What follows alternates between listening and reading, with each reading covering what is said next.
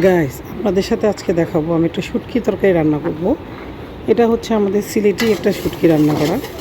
তো আগে রসুনটা আমাকে খালা বেটে দিয়েছে, এর মধ্যে শুধু রসুন বাটা আর এই যে শুটকি, আর দিলাম হলুদ, মরিচ আর চিংড়ি মাছ। তো শুটকিটা রান্না করব চাল কুমড়া দিয়ে। তো এটা আমাদের দেশের একটা খাবার, সব কিছুই শুটকিতে রান্না করে কিন্তু তেল দেয় না, তেল ছাড়া এটা রান্না করব। তো মশলাটাও কিছুক্ষণ আমি কষাই, এর মধ্যে পানি দিয়ে দিলাম। এর মধ্যে দিয়ে দেবো আমি এখন চাল কুমড়াটা চিকন করে কেটে নিচ্ছি, সেই চাল কুমড়াটা এর মধ্যে দিয়ে দেব। এটা এত মজার একটা খাবার, মানে এটা আমার হাতের একটু বেশি ভালো হয় না। যারা সিলেটে থাকে বাড়িতে তারা খুব সুন্দর করে রান্না করে, অনেক মজা লাগে। আর আমার মা এটা খুব মজা করে রান্না করে। তো আমি তার মতো একটু ট্রাই করার চেষ্টা করলাম। আমি অবশ্য সবসময় রান্না করি না, আমি মাঝে মাঝে একটু রান্না করি। এখন সিমের সিজন, সিমটাও এভাবে রান্না করব।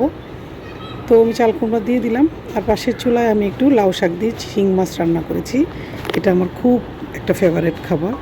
তো কালকে আমি সন্ধ্যার সময় লাউ শাকটা নিয়ে আসছিলাম, তো এটা দিয়ে শিং মাছ দিয়ে আলু দিয়ে রান্না করলাম।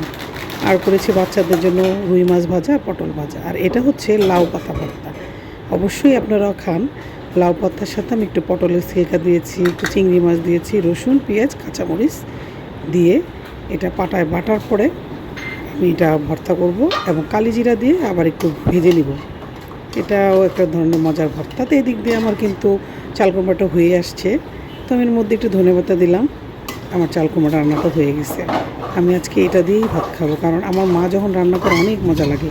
তো আমার জানি না আমার কীরকম হবে। তো এই ছিল আমার আজকে শুটকির রান্নাটা। কেমন হয়েছে জানাবেন। আল্লাহ হাফেজ।